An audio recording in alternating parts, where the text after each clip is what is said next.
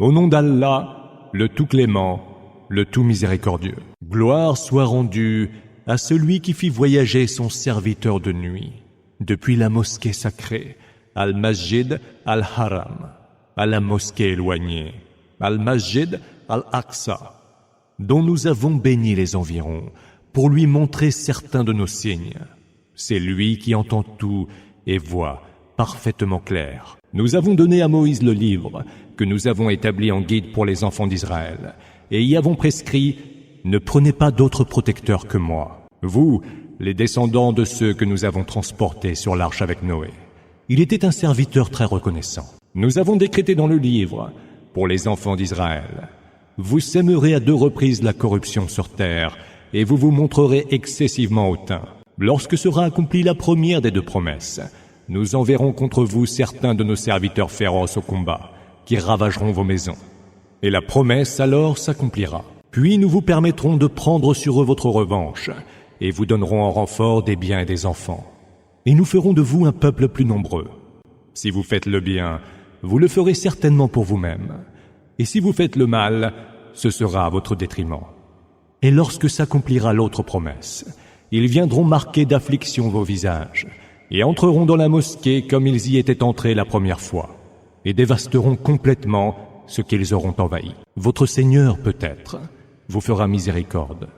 Mais si vous revenez à la charge, nous reviendrons aussi. Et nous avons fait de la géhenne la prison des mécréants. Ce Coran conduit vers la voie de la droiture, et annonce aux croyants qui accomplissent les bonnes œuvres qu'ils seront grandement récompensés. Et annonce de même à ceux qui ne croient pas en l'autre monde que nous leur avons ménagé un supplice très douloureux. L'homme lance des imprécations pour obtenir le mal, contre lui-même et contre les siens, tout comme il prie pour obtenir le bien. C'est que l'homme est extrêmement pressé. Nous avons fait de la nuit et du jour 2 signes.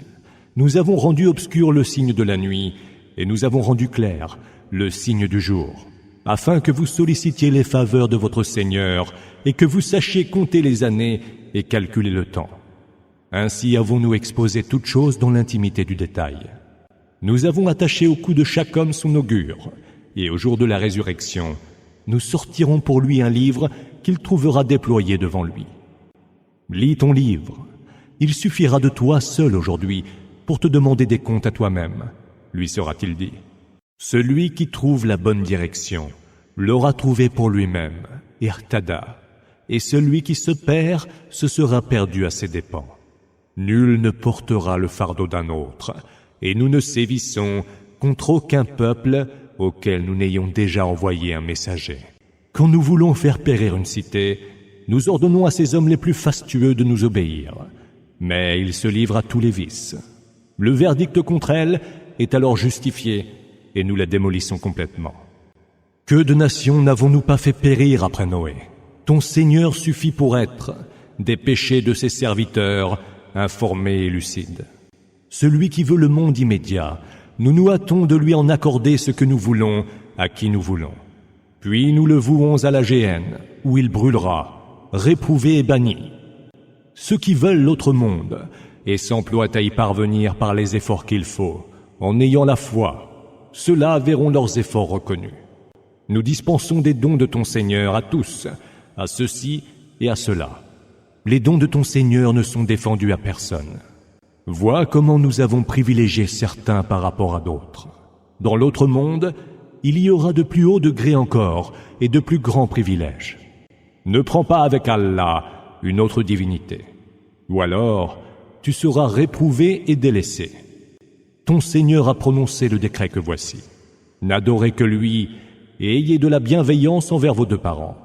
Et si l'un d'eux, ou les 2 ensemble, atteignent auprès de toi le grand âge, ne leur dis point « Fi de vous » et ne les rabroue pas, mais dis-leur des mots gentils.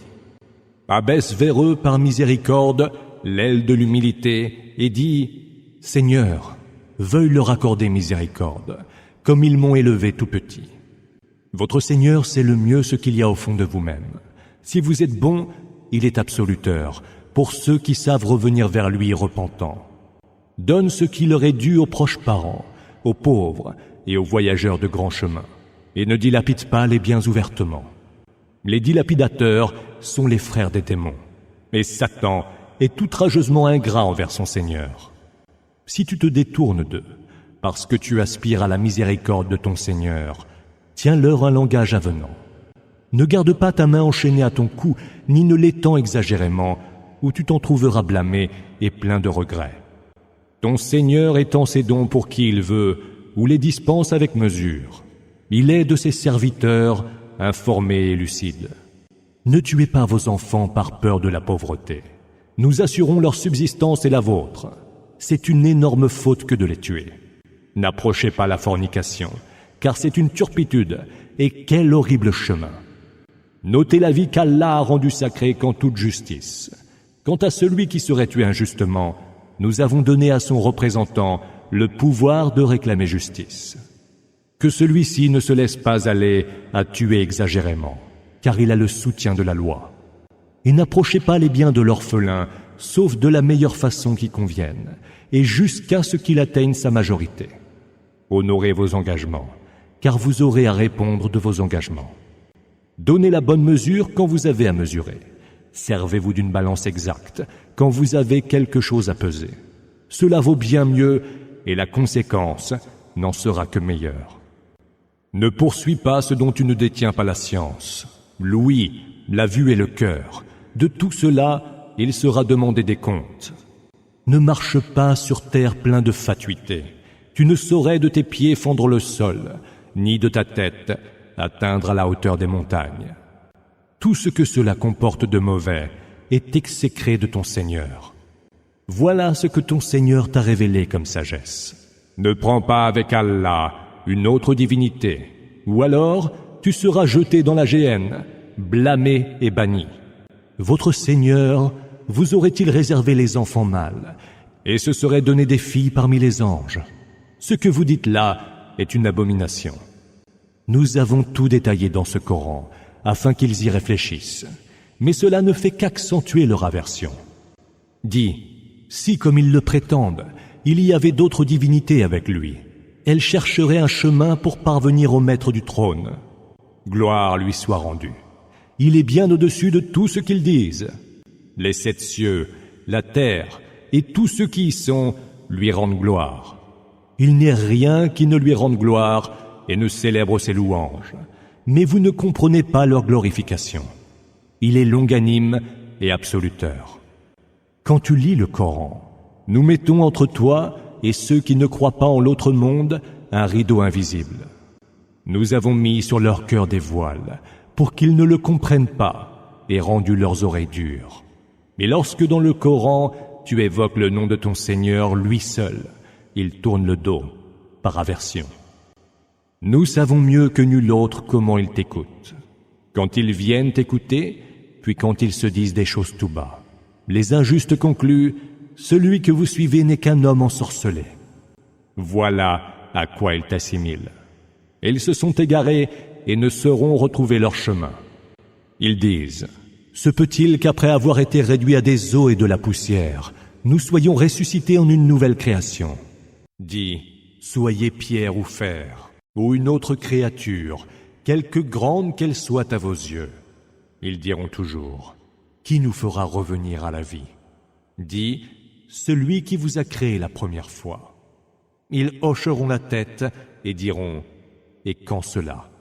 Réponds, cela est peut-être tout proche. Le jour où il vous appellera à lui, vous répondrez à sa volonté en célébrant ses louanges, et vous croirez n'être resté que peu de temps sur terre. Dis à mes serviteurs de tenir le meilleur langage qui convienne, car Satan aime à semer entre la discorde. Satan est certes pour l'homme un ennemi avéré. Votre Seigneur en sait mieux sur vous. S'il veut, il vous accueille volontiers dans sa grâce. Et s'il veut, il vous soumet au supplice. Nous ne t'avons pas envoyé vers eux pour être leur répondant. Et ton Seigneur en sait mieux sur ceux qui sont dans les cieux et sur terre. Nous avons certes privilégié certains prophètes par rapport à d'autres, et nous avons donné à David les psaumes, le Zabour. Dis, invoquez donc ceux que vous prétendez être ses émules en dehors de lui. Ils ne détiennent ni le pouvoir de vous éviter le mal, ni de le détourner de vous. Ceux qu'ils invoquent aspirent eux-mêmes à l'envie, à trouver un moyen qui les rapproche de leur Seigneur. Ils espèrent sa grâce et redoutent son supplice, car le supplice de ton Seigneur est vraiment redoutable. Il n'est point de cité que nous ne fassions périr avant le jour de la résurrection, ou contre laquelle nous ne sévissions par un terrible supplice. Cela est inscrit dans le livre éternel. Ce qui nous empêche d'envoyer des miracles est qu'ils furent déjà traités de mensonges par les premiers peuples. Nous avons donné au peuple des Thamoud la chamelle comme miracle évident, mais ils la maltraitèrent injustement. Nous n'envoyons les miracles que pour faire peur. Rappelle-toi, lorsque nous t'avons dit que ton Seigneur cerne les hommes de toutes parts, la vision que nous t'avons montrée n'était qu'une mise à l'épreuve pour les hommes, tout comme l'arbre maudit cité dans le Coran. Nous leur faisons peur pour les intimider, et ils n'en sont que plus rebelles. Et rappelle-toi aussi lorsque nous dîmes aux anges, « Prosternez-vous devant Adam », et qu'ils se prosternèrent, sauf Iblis, qui dit « Me prosternerai-je devant celui que tu as créé d'argile ?» Puis il ajouta « Vois-tu celui-là que tu as honoré plus que moi ? Eh bien, si tu m'accordes un sursis jusqu'au jour de la résurrection, je m'emploierai à dévoyer sa descendance, hormis un petit nombre. » Allah dit « Va-t'en. Toi et quiconque parmi eux te suivra, vous aurez pour récompense l'enfer, large récompense s'il en est. Attire de ta voix ce que tu pourras.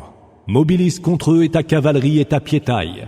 Sois leur associé dans leurs biens et leur progéniture, et fais-leur des promesses. Mais les promesses de Satan ne sont que leurres et duperies. Sur mes serviteurs, en vérité, tu n'as aucune autorité. Que ton Seigneur suffise pour être leur protecteur. Votre Seigneur est celui qui fait voguer pour vous les vaisseaux en mer, pour que vous partiez quêter de ses faveurs. Il est certes pour vous tout miséricordieux. Si un malheur vous atteint en mer, ceux que vous invoquiez en dehors de lui se dispersent d'autour de vous. Mais aussitôt que lui vous sauve et vous ramène sur la terre ferme, vous vous détournez. L'homme est outrageusement ingrat. Êtes-vous donc si assuré, une fois que vous êtes à nouveau sur la terre ferme, qu'il ne fasse s'effondrer le sol sous vos pieds pour vous y ensevelir, ou qu'il ne vous envoie une pluie de pierres? Alors, vous ne trouverez aucun protecteur. Ou peut-être, êtes-vous sûr qu'il ne vous ramènera pas une autre fois en haute mer, pour vous envoyer un ouragan dévastateur, qui vous engloutira pour votre mécréance? Alors, vous ne trouverez aucun recours contre nous. Nous avons honoré les fils d'Adam. Nous les avons transportés sur terre et sur mer, leur avons dispensé de nos meilleures nourritures, et les avons manifestement privilégiés par rapport à nombre de nos créatures. Le jour viendra où nous appellerons toute communauté par son chef. Ceux à qui leur livre sera mis dans la main droite le lieront avec joie et ne seront pas lésés d'un cheveu. Quant à celui qui aura été aveugle en ce bas monde, il sera tout aussi aveugle dans l'autre monde et plus égaré du droit chemin. Il s'en est fallu de peu qu'il ne t'ait tenté et détourné de ce que nous t'avons révélé, pour te conduire à nous prêter d'autres révélations inventées de toutes pièces. Ils t'auraient pris alors pour leur ami le plus proche. Si nous n'avions pas affermi ta position, tu aurais quelque peu penché pour eux. Nous t'aurions alors fait goûter le double du tourment dans la vie et dans la mort, puis tu n'aurais trouvé aucun soutien contre nous. Ils faillirent, en vérité, te pousser à quitter le pays. Mais alors, ils n'y seraient demeurés que peu de temps après toi. Voilà la tradition suivie par ceux d'entre nos messagers que nous avons envoyés avant toi. Tu ne trouveras rien de changé à notre tradition. Accomplis la salate depuis le déclin du soleil jusqu'aux premières obscurités de la nuit. Et récite aussi le Coran à l'aube, car à la lecture du Coran de l'aube assistent des anges témoins. Réveille-toi une partie de la nuit pour réciter le Coran dans tes prières surérogatoires, afin que ton Seigneur, peut-être, te ressuscite, élevé à une dignité louable. Dis, Seigneur, veuille me faire entrer d'une entrée heureuse et me faire sortir d'une sortie tout aussi heureuse. Fais que me soit accordé de ta part pouvoir et soutien. Dis, la vérité est venue. l'erreur s'en est allée, car l'erreur ne peut que s'en aller. Dans le Coran, nous envoyons ce qui est guérison et miséricorde pour les croyants, mais il ne fait qu'ajouter à la perdition des injustes. Aussitôt que nous le comblons de nos grâces, l'homme se détourne et se retire loin de nous, mais dès qu'un mal l'affecte, voilà qu'il désespère. Dis, chacun agit comme il l'entend, mais votre Seigneur sait mieux qui suit le meilleur chemin. Il t'interroge à propos de l'âme. Dis, l'âme est du ressort de mon Seigneur, et il ne vous a été donné que très peu de science. Si nous voulions, nous ferions certes disparaître tout ce que nous t'avons révélé. Alors, tu ne trouverais personne pour te défendre auprès de nous. Mais il n'en est rien, par miséricorde de ton Seigneur, car ses faveurs envers toi sont immenses. Dis, quand bien même les hommes et les djinns s'uniraient pour produire quelque chose de semblable au Coran, ils ne produiraient rien qui lui soit semblable, fussent-ils en cela très solidaires les uns des autres.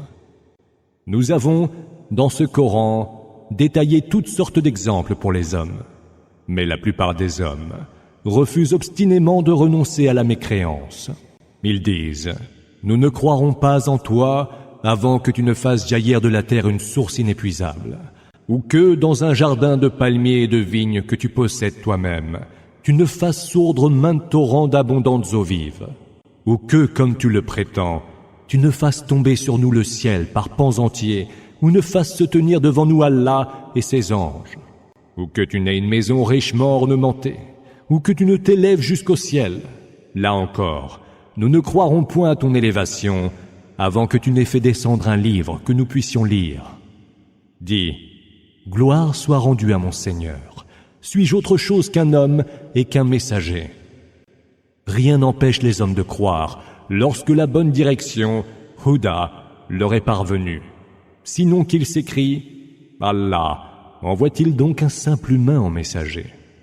Dis, s'il n'y avait eu sur terre que des anges marchant sereinement, nous leur aurions envoyé du ciel un ange pour messager. Dis, qu'Allah suffise comme témoin entre vous et moi, car il est de ses serviteurs, informé et lucide. Celui qu'Allah guide, celui-là est bien guidé. Et ceux qui l'égarent, tu ne leur trouveras aucun allié en dehors de lui. Nous les ramènerons en foule au jour de la résurrection, le visage à même la terre, aveugles, muets et sourds. Leur séjour sera la géhenne. Dès que sa flamme se sera atténuée, nous l'attiserons par un feu plus ardent. Telle est leur récompense, car ils ont mécru en nos signes, et ont dit, se peut-il qu'après avoir été réduits à des eaux et de la poussière, nous soyons ressuscités en une nouvelle création? N'ont-ils donc pas vu qu'Allah, qui a créé les cieux et la terre, est capable de créer des êtres qui leur sont semblables? Il leur a fixé un terme, à propos duquel il n'y a nul doute. Mais les injustes s'obstinent à renoncer à la mécréance. Dis, posséderiez-vous tous les trésors de la grâce de mon Seigneur, vous en retiendriez de peur d'avoir à en dépenser. L'homme est foncièrement avare. Nous donnâmes à Moïse 9 prodiges évidents. Interroge donc les enfants d'Israël à propos de lui. Lorsqu'il vint vers eux et que Pharaon lui dit, « Je crois, ô Moïse, que tu as été ensorcelé. » Il répondit alors, « Tu sais bien que ceux-là, les prodiges, n'ont été envoyés d'en haut par nul autre que le Seigneur des cieux et de la terre, en signes éclatants. Et je crois, ô Pharaon, que tu es perdu. » Il, Pharaon, voulut les chasser du pays. Mais nous les noyâmes tous ensemble, lui et ceux qui l'accompagnaient. Et nous dîmes après lui aux enfants d'Israël, « Habitez cette terre, et quand arrivera la promesse de l'autre monde, nous vous ramènerons en masse. » Nous l'avons fait descendre en révélation, avec la vérité, et c'est en toute vérité qu'il est descendu. Et nous ne t'avons envoyé que pour annoncer et avertir. Et nous avons révélé un Coran que nous avons partagé en fragments, afin que tu le lises aux hommes progressivement et sans hâte, car nous l'avons nous-mêmes fait descendre progressivement. Dis, que vous y croyez ou que vous n'y croyez pas, ceux qui ont déjà reçu la connaissance avant ce Coran se prosternent, menton contre terre quand il leur est récité. et ils disent « Gloire soit rendue à notre Seigneur, voilà accomplie la promesse de notre Seigneur. » Et ils se jettent, menton contre terre, tout en pleurs, et cela ajoute encore à leur humilité. Dis, que vous invoquiez Allah ou que vous invoquiez le Tout-Clément, de quelque nom que vous l'invoquiez, il a les noms les plus beaux. N'élève pas trop la voix pendant ta salate, ni ne la baisse plus qu'il n'en faut, mais trouve-toi une méthode intermédiaire. Dis, toute louange à Allah qui ne s'est pas donné d'enfant, qui n'a point d'associé dans la royauté, et qui n'a nul besoin d'un défenseur contre l'offense. Glorifie bien haut sa grandeur. Au nom d'Allah, le Tout-Clément, le Tout-Miséricordieux. Louange à Allah, qui a fait descendre en révélation le livre sur son serviteur, et n'y a mis aucun propos sinueux. Un livre parfaitement droit, pour prévenir d'un terrible châtiment de sa part, et pour annoncer aux croyants qui accomplissent les bonnes œuvres qu'ils auront une belle récompense, où ils resteront à tout jamais, et pour avertir ceux qui ont dit « Allah s'est attribué un enfant ». Or, ils n'en savent rien, pas plus que leur père. Quelle abominable parole sort de leur bouche. Ils ne disent là que des mensonges. Peut-être vas-tu te tourmenter pour eux, à en mourir, parce qu'ils ne croient pas en ce discours, le Coran. Nous avons fait de tout ce que porte la terre une parure pour les éprouver et savoir qui d'entre eux aura accompli les meilleures œuvres. Mais nous réduirons certainement tout ce qu'elle porte en un sol aride. Penserais-tu que les gens de la caverne et de Ar-Rakim soient les plus étonnants de nos miracles? Quand ces jeunes gens se réfugièrent dans la caverne, ils dirent « Seigneur, donne-nous de ta part une miséricorde et assure pour nous la voie de la droiture. » Nous avons alors frappé de surdité leurs oreilles pendant de nombreuses années. Puis nous les réveillâmes pour savoir lequel des deux parties savait compter la juste durée de leur séjour.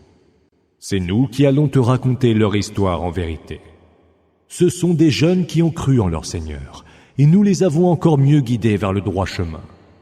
Nous avons affermi leur cœur lorsqu'ils se sont dressés et ont dit « Notre Seigneur est le Seigneur des cieux et de la terre.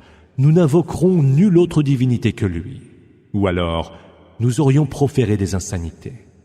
Ce sont les nôtres qui ont pris des divinités en dehors de lui. Si au moins ils en apportaient des preuves d'autorité, est-il quelqu'un de plus injuste que celui qui débite des mensonges sur le compte d'Allah?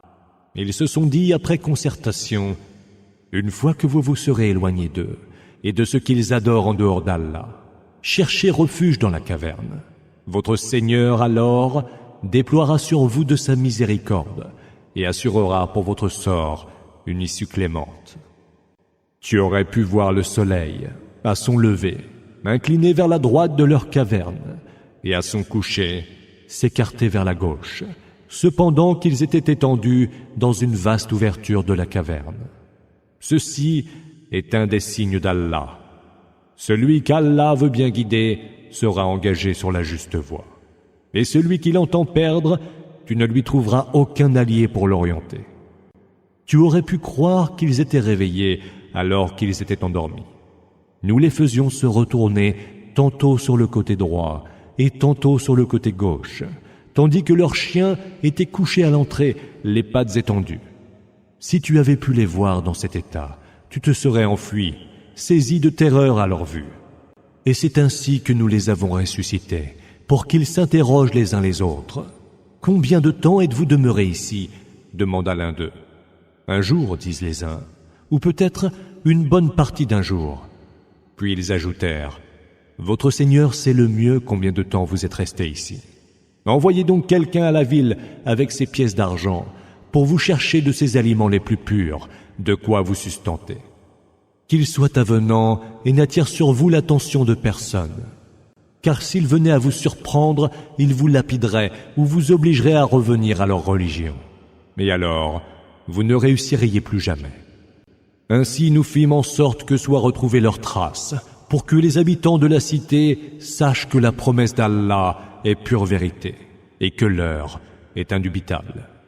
Ils se disputèrent à leur sujet et dirent « Érigez au-dessus d'eux un édifice. Leur Seigneur connaît mieux leurs secrets. » Mais ceux qui eurent le dernier mot dirent « Nous y érigerons plutôt un sanctuaire. » Ils diront « Ils étaient 3, et leur chien était leur 4e. » Et spéculant toujours sur leur mystère, ils diront qu'ils étaient 5, et leur chien leur 6e. Et ils diront 7, et leur chien leur 8e. Dis, mon Seigneur sait mieux leur nombre, et il n'est que peu qu'ils le savent. Ne dispute donc point à leur sujet, si ce n'est selon ce qui t'a été révélé, et ne demande, en la matière, l'avis d'aucune personne. Et ne dis jamais à propos de telle chose, je ferai cela demain. Si tu n'ajoutes pas, s'il plaît à Allah, Inch'Allah, évoque ton Seigneur lorsque tu viens à oublier et dis, puisse mon Seigneur me guider et me rapprocher de la voie la plus juste. Ils demeurèrent dans leur caverne 300 ans, et il s'en ajouta 9. Dis, Allah, c'est le mieux combien de temps ils y demeurèrent. À lui seul appartient l'insondable mystère des cieux et de la terre, car il n'est vu plus clair, ni ouïe plus fine que les siennes. Ils n'ont nul allié en dehors de lui, qui n'associe personne à sa décision. Récite ce qui t'a été révélé du livre de ton Seigneur. Nul ne peut modifier ses paroles, et en dehors de lui, tu ne trouveras aucun refuge. Sois patient avec ceux qui invoquent leur Seigneur matin et soir, qui aspirent à voir un jour sa face. Que tes yeux ne se détournent point d'eux, pour se fixer sur le faux lustre de la vie en ce bas monde. N'obéis pas à celui dont nous avons rendu le cœur trop insouciant pour se souvenir de nous, qui a suivi ses propres désirs et qui est tombé dans les travers de l'excès. Dis, la vérité vient de votre Seigneur. Croira donc qui voudra et mécroira qui voudra. Nous avons préparé aux injustes un feu dont les flammes les cerneront de tous côtés. S'ils supplient qu'on leur donne à boire, ils seront abreuvés d'une eau bouillante, comme de l'airain en fusion qui calcine les visages. Quelle horrible boisson que la leur, et quelle affreuse demeure! Ceux qui croient et accomplissent les bonnes œuvres doivent savoir que nous ne laissons pas se perdre la récompense de quiconque fait le bien. Ceux-là auront des jardins d'Éden, où couleront à leurs pieds les rivières. Ils y seront parés de bracelets d'or, et porteront des vêtements verts en soie fine ou en brocart. Ils seront accoudés sur des trônes. Quelle admirable récompense que la leur, et quelle superbe demeure. Donne-leur donc en exemple l'histoire des 2 hommes. À l'un, nous avons donné 2 jardins plantés de vignes et bordés de palmiers. Entre les 2 jardins, nous avons ménagé un champ cultivé de céréales. Les 2 jardins donnaient chacun sa production régulière, sans jamais y faillir. Et nous avons fait jaillir entre eux une rivière. Comme il avait beaucoup de fruits, le propriétaire des 2 jardins dit à son compagnon, lors d'une conversation avec lui, « Je possède bien plus de richesses que toi, et te surpasse en puissance grâce à mon clan. » Et il entra dans son jardin, injuste envers lui-même, par son comportement, et dit, « Je ne pense pas que tout ceci puisse périr jamais.